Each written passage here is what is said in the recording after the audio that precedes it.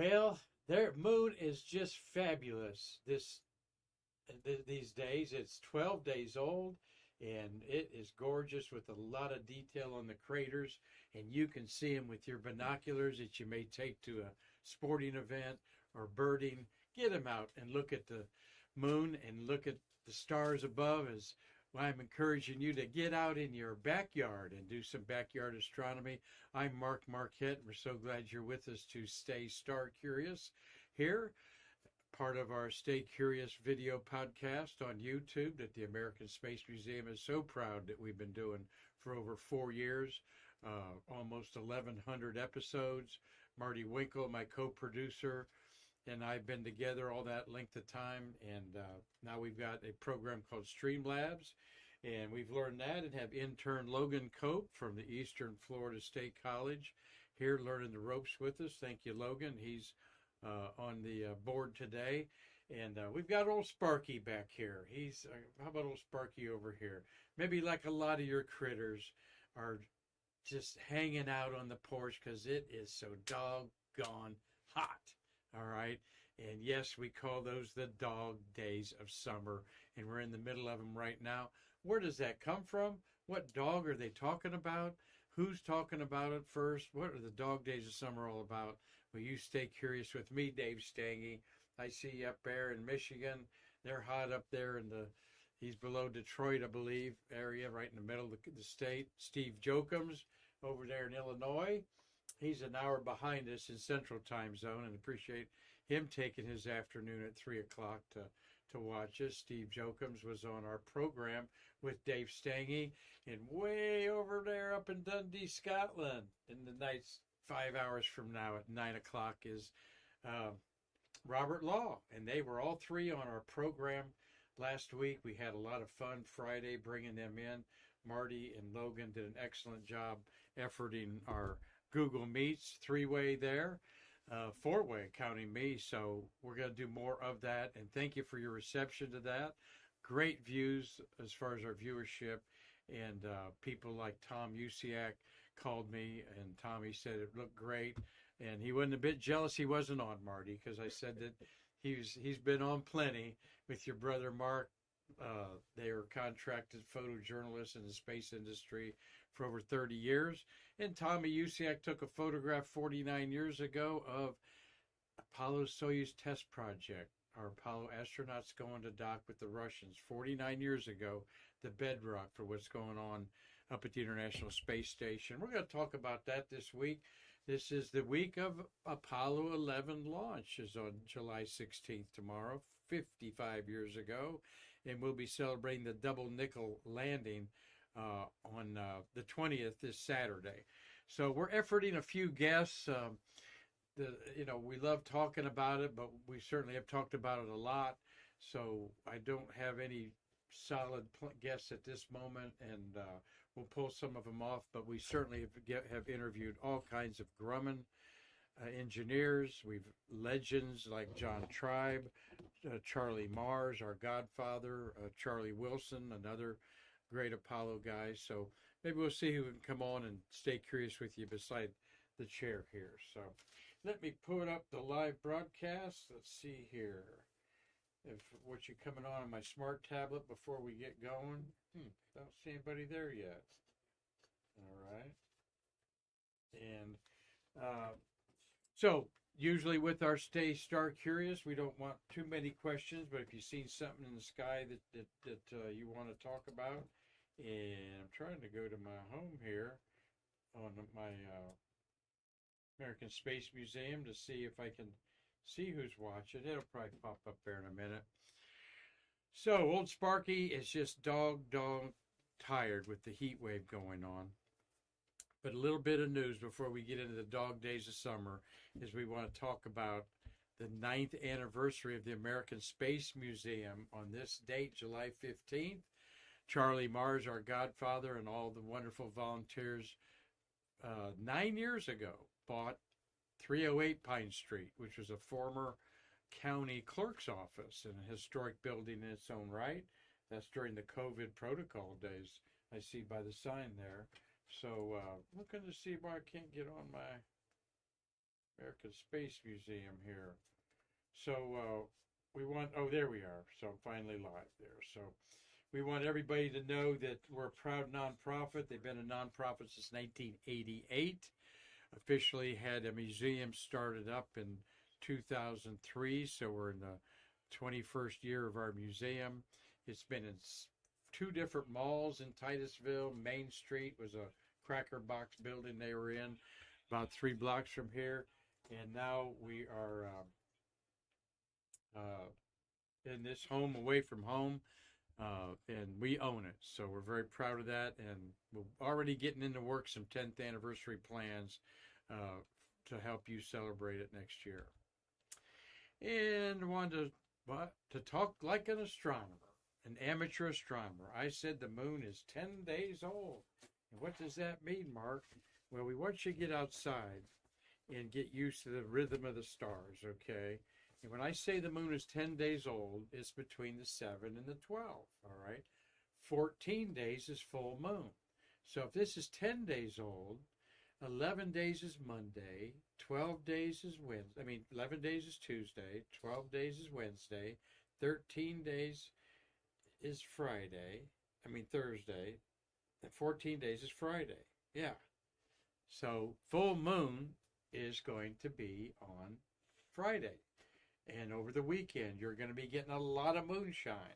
So that'll be fun to do in the month of summer with the heat out, and hopefully you can find a cool spot in the evening to chill out under the full moon, or romantic moon, if you would. A lot of people out doing gardening, sports, and just enjoying nature or their backyards. Particularly you northerners, the only time of the year you can really enjoy your backyards. So the moon is 12 days old. It looks like this. All right, and the great crater Copernicus is on the corner there, and there's a sketch there by a man named Baptist Feldman, and I encourage you to sketch, write a poem, a song, take a photograph of the moon. Nobody owns the original. You can do whatever you want with the moon, and that's something I like doing, is making sketches of the moon. There's no scientific value of that crater there. Exactly. He's got Copernic. It's Copernicus.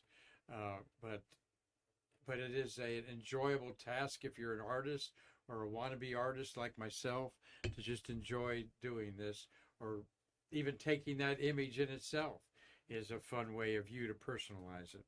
And you see the mountains at the top right over here. That is where Apollo 15 landed. And the blue dot is where Hadley Rill is, over the mountain. David Scott, who's 92 years old, and Jim Irwin popped over that in the named Falcon, LM tail number 10, right, Marty? 15 had a tail number of 10 because 9 is is out there at the visitor center in the Saturn V building. So all kinds of wonders to see. Your binoculars are your best friend. Stargazing, I should have brought it in. There's a little piece that you can buy. Next time, Monday, I will. That right between every pair of binoculars is a little plastic knob that you pull off or twist off. And then there is a screw in there, all right? Threads. And those threads are common threads that you can buy an adapter on Amazon or anywhere for $10 that plugs into that, and the bottom goes into your tripod quick release on a tripod like you put on your camera. And then you can really enjoy by holding it steady. But if you're holding it like that, brace your arms against your chest and make your chest a tripod like I am here. Don't be holding your elbows out there willy-nilly like that, because that'll make your binoculars move around. Put it against your chest and hold it tight. And there's a tip from me, Stargazer MarQ, how to enjoy binocular stargazing. These are some, this is a 20 millimeter, this is a 60 millimeter diameter lens, all right? And it has 20 magnification on it, which is a lot. A lot of people have 7 by 35s. That means there's 35 millimeters of glass on each, and the bigger the optical glass, the brighter things are, and the fainter things you can see with it, or more detail. But 7 by 35s are about half this size, and the 7 means 7 magnification. Now this is 60 by 20s. The 20 magnification is a lot to hand hold, but it's also, I usually have this on a tripod, and it's just perfect to watch those launches over there at Space View Park and up and down the river, which, speaking of those launches, man, not as noisy as it used to be around here, huh, Marty? Huh, Logan? We haven't had a noisy rocket launch in over a week.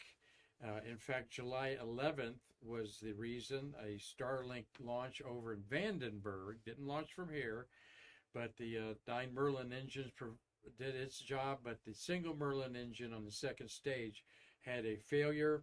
The first time in 325 flights that there's been a anomaly on a Starlink satellite, so they grounded them till they figured that out.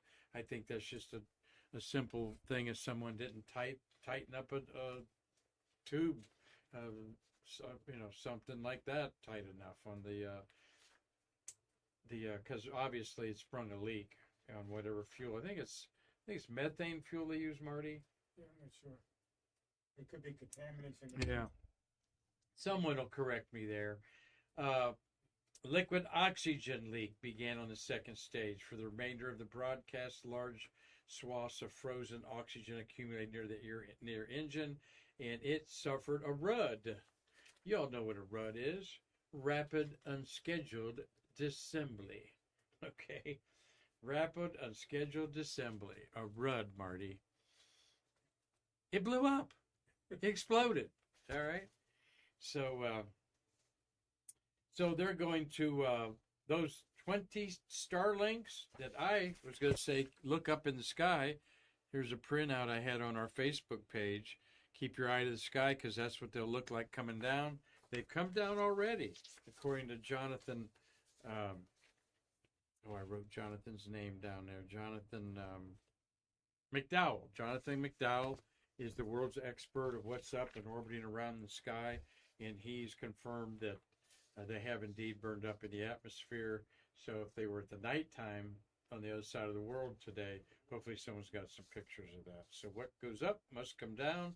And I'm telling you, that 200, those 20 satellites that Elon Musk lost, nothing to him. He's got 7,000 of them orbiting the Earth right now.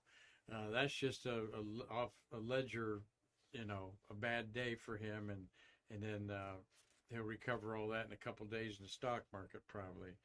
But so if it was a commercial satellite for like Luxembourg that launched one recently for communications, or Saudi Arabia, one of those countries, yeah, he'd be in for about $1 billion or whatever to replace that. So they need to figure it out, not only to get his commercial systems not backlog building up, but for the next crewed space flight is scheduled in August. Actually, the end of July was the Jared Isaacman's private Polaris Dawn EV spacewalk mission was supposed to launch at the end of the month. We'll see. We will have Apollo 16 launch at the end of the month. And we're also going to have something to see in the sky here. We're going to give you a little stargazing. And then we'll be getting to the, wait, there we go. Why do we call it Dog Days? I know this is hard for everybody to figure this out, but bear with me. You get up at 5 in the morning, and some of you early risers love getting up in the morning. You look to the east before sunrise. That's where the sun comes up. See the Pleiades, 7 little sisters up at the top there, that little, almost looks like a tiny little dipper. And to the right of them is a reddish star, the planet Mars, and right beside it is the planet Uranus. All right, God of the sky. The God of war meets the God of the sky. You'll see them both in the same field of view in binoculars. Now, Mars is about 100 million miles away from Earth, and Uranus is over almost 1 billion miles away from Earth. So this is just a juxtaposition, line of sight, like you would see cars in a distance lining up briefly. So the pair should comfortably be seen in binoculars for the next several days. That is Taurus the bull beneath you there. That's Aldebaran. That's the red star, and the brightest one right there. Let's see if I go right there, the brightest one right there.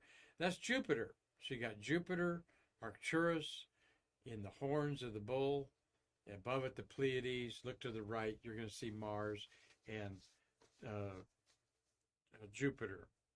I mean Mars and Uranus. They're going to be separated by less than a degree. Okay, they're 47 degrees above the horizon at dawn. All right. So we've talked about using your fingers for distances, and one finger out is 1 degree. Okay, 1 degree is your finger covers up 1 degree of sky. 3 fingers, like the Boy Scouts sign, that's 5 degrees of the sky is covered up at arm's length.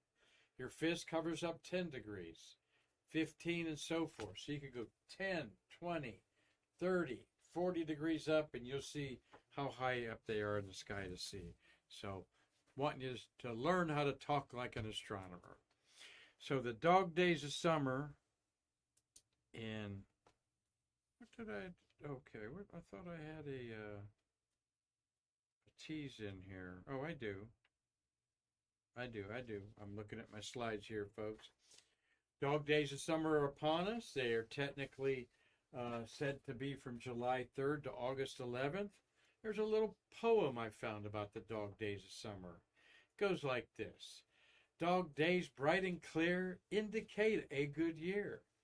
But when dog days are accompanied by rain, we hope for better times in vain. So, heat waves are defined as 10 degrees above the normal temperature of the time. So you can even have a heat wave in the wintertime, I suppose. And the dog days of summer are the hot, sultry days where humidity's high. But it's also the period following the helical rising of the star system Sirius, all right? A big deal in astrology, the comic books of astronomy. And the star Sirius is that brightest star in the sky that we see right below Orion, the hunter, in the winter time. And of course, it's summer, so the winter stars are what's overhead. All right, and we can see that in our planisphere here, where you go get the night sky in a planisphere. You put the date and the time, and I've got 10 o'clock on July 15th here, right in there. And that's the way the sky is in the sky. Looking north, the Milky Way is the dark areas. Then you go look at the southern sky on the back, facing south, and you put this overhead like this, or overhead like that. So, fun to get to know and become a friend with the night sky in what's called a planisphere. It was easy to find the planets, but they have the brightest stars on there.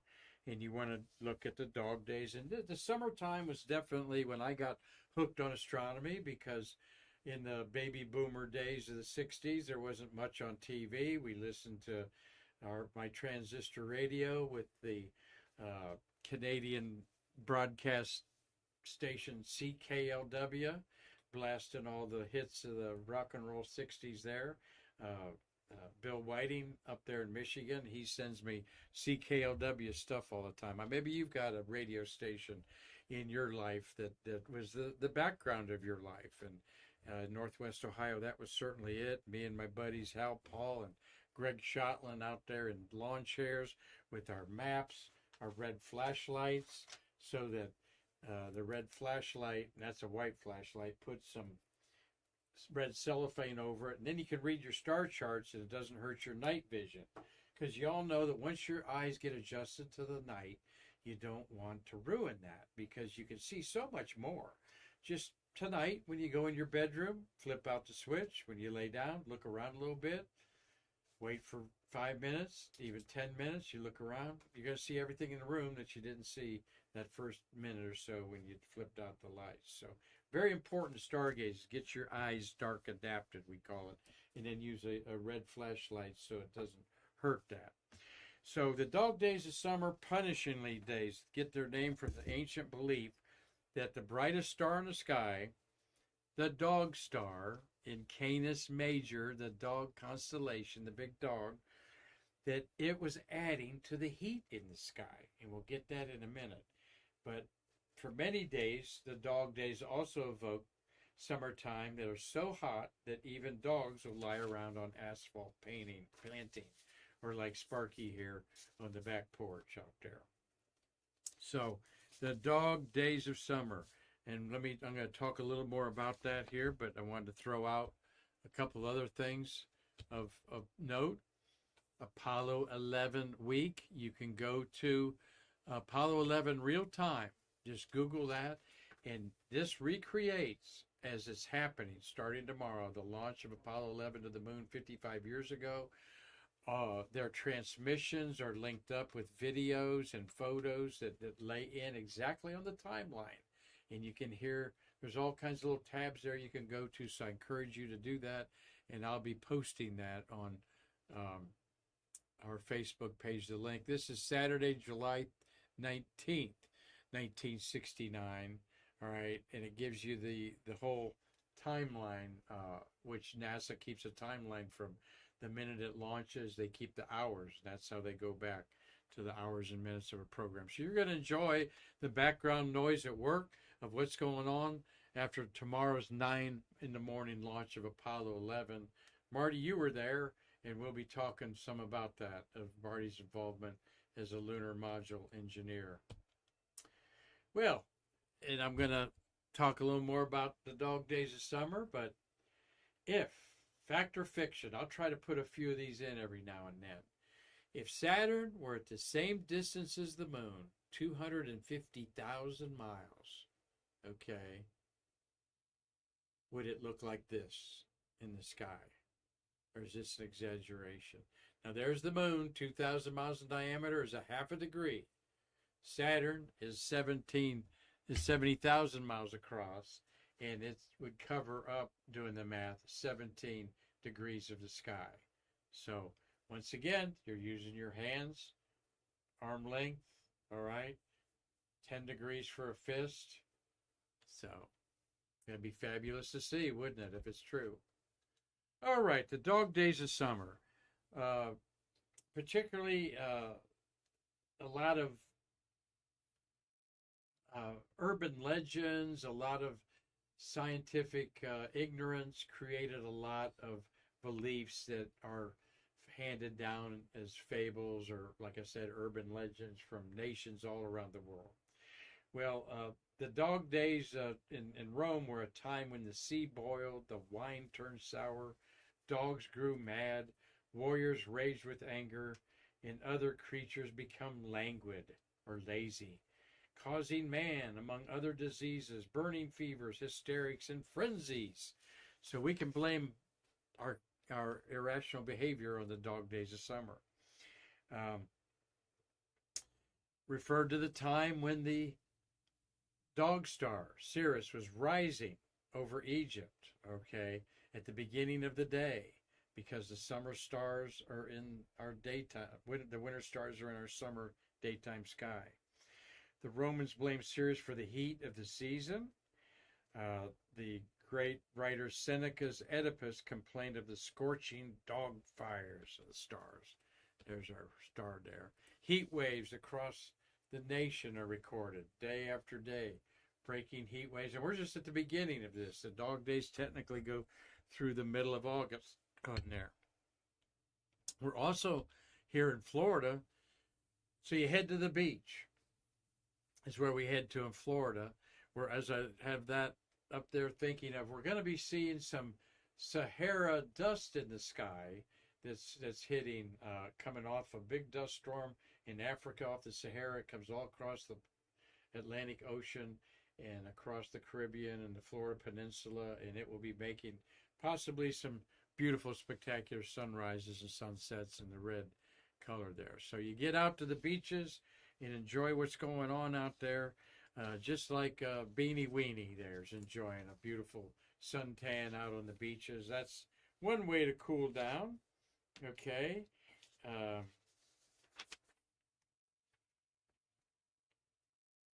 Why is it so hot? because the sun is higher up in the sky. This is the path of the sun at about latitude 40. Okay, doesn't go directly overhead.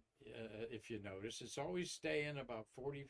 This is over 45 degrees up. All right, 4 handprints, 10, 20, 30, 40 up.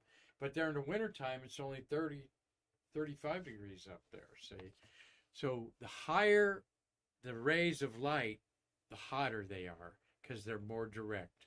More inclination is less heat. How can I make that simple? Well, you do not go out and get a suntan from 9 o'clock to 11 o'clock in the morning or from 3 in the afternoon till 6 o'clock, all right? Why? The sun feels warm. You're not going to get a real tan because the angle of the sunlight is not hitting you directly.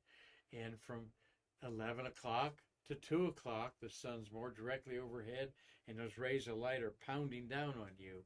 And then as the sun drops lower, it starts cooling off because those rays of light are going over a longer span of land, and they're not as hot. They're not as direct.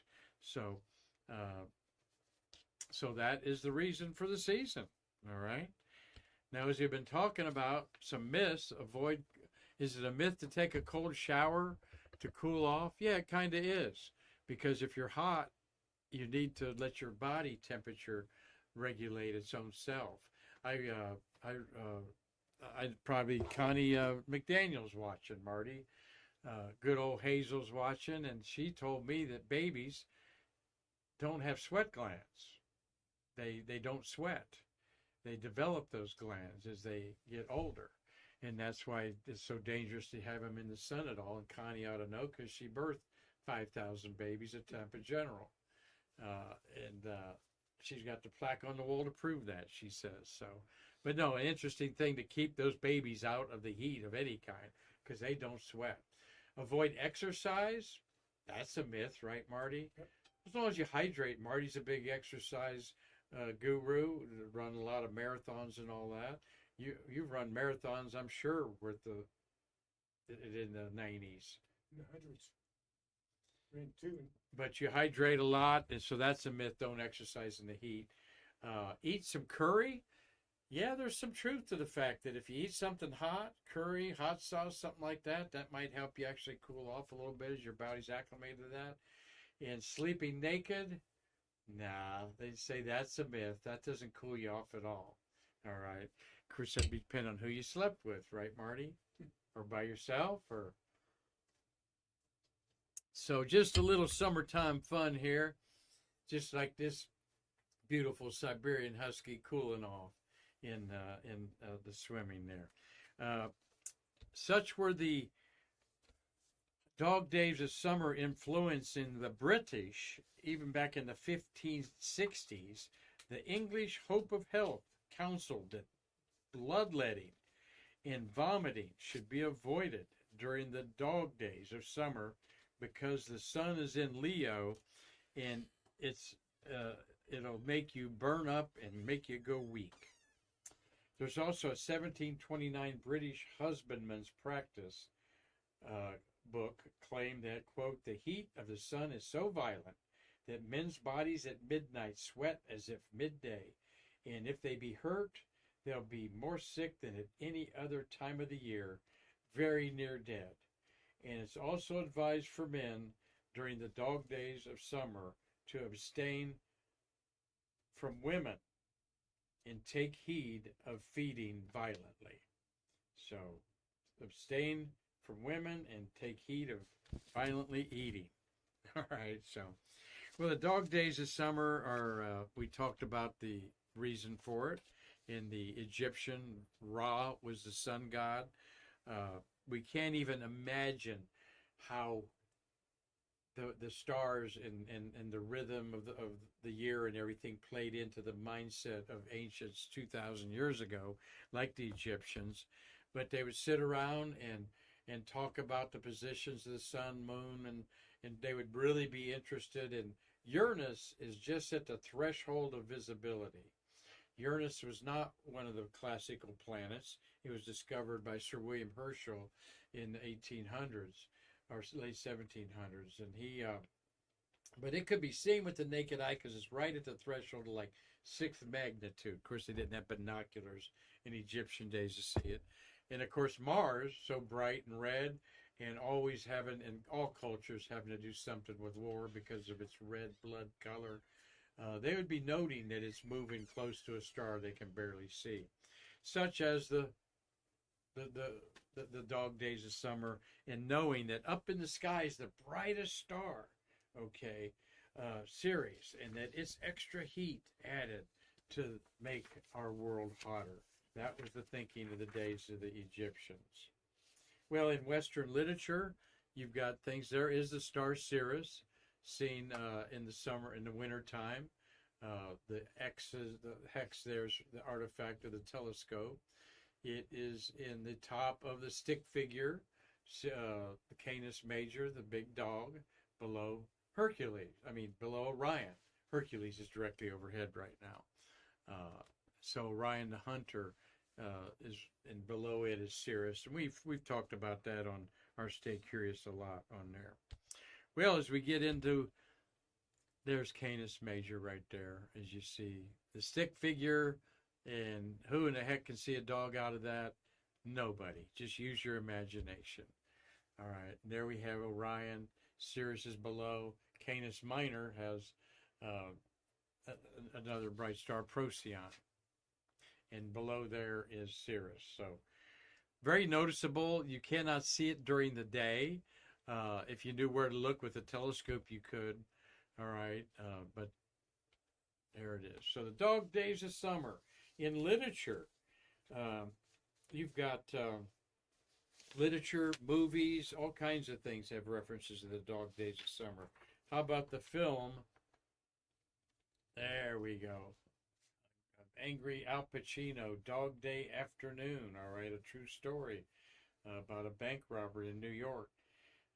There's also Dog Days is the title of this classic Richard Adams 1972 novel, Watership Down, kind of a feel-good classic about a community of rabbits and how they live their lives parallel to humans and their decisions and leaders and suffering and all that stuff.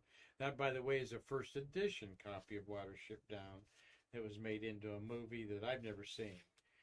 Christmas Carol supposedly has something about the dog days in it. The dog days were a setting for how hot it was in Watership Down. Children's novels, Diary of a Wimpy Kid series talks about the dog days, all right?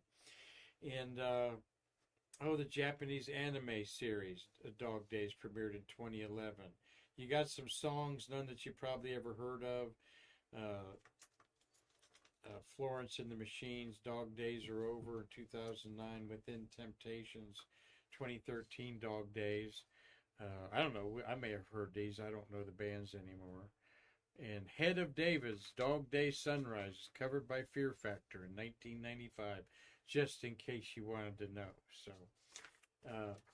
So one of my favorite things about Dog Days, Marty, and I remember going to it in Yankee Stadium, was Dog Day promotions at the ballpark featuring hot dog days, okay, during the summer.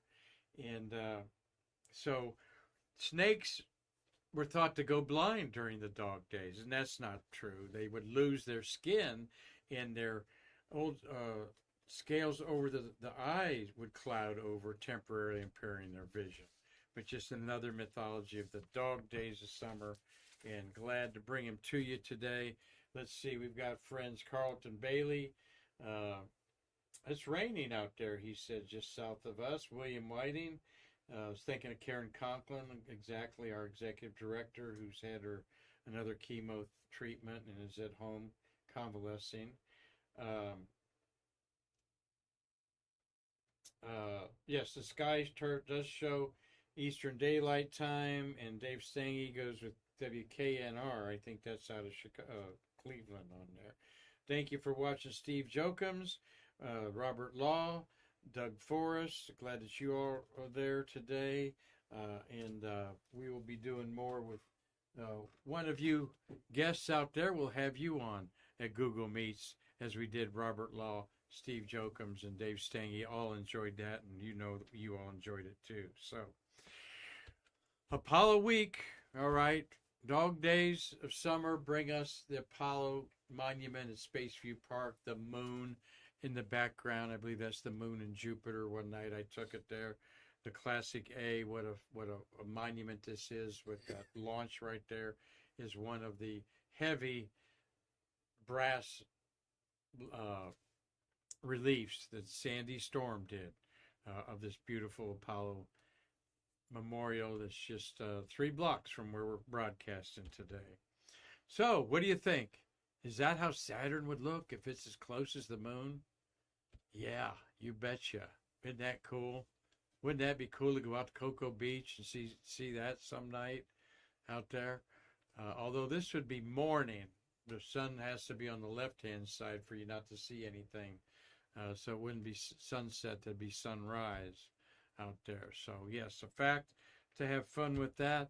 Y'all check out Apollo Live in real time. I think it's called Apollo Real Time. I'm going to have it on the background at home and at work. It's really fascinating how they line up the classic pictures and with the movies and so forth on the right-hand side with something that's going on. Sometimes there's a live video of the control room. Sometimes when the guys are doing their live feed in there. So in the spacecraft going to the moon, they do several of those. So, of course, Neil Armstrong and Mike Collins have passed on, and Buzz Aldrin is 94 years old. They were all 90. They were all 40 years old when they went to the moon. So quite spectacular. Buzz must be 95 then. Yeah, because he was born in January, I think. Yeah. Cipher that there for me, Marty. Well, get the shades on, get out, get you a cool drink, and enjoy the dog days of summer as only you know how to do it in your respective home abode there. So until next time, I want to thank Logan for a great job today, our intern from Eastern Florida State College. Marty, thank you. Marty's going to take a vacation the first 2 weeks of August, so I told him he's got to do double duty and come up with some good shows here for you all out there. And you know we'll be talking about the launch of Apollo tomorrow, Apollo 11, on man's greatest journey, and line up some guests maybe to just share their feelings of 55 years ago. And we haven't been back since December 1972. All right, so we need to hopefully solve that soon. Well, until tomorrow, everybody, I'm glad that you're cooling off like old Sparky here, and I can't wait to see you again to bridge the space between us. Take care. Let me get out there and see everybody. Yep.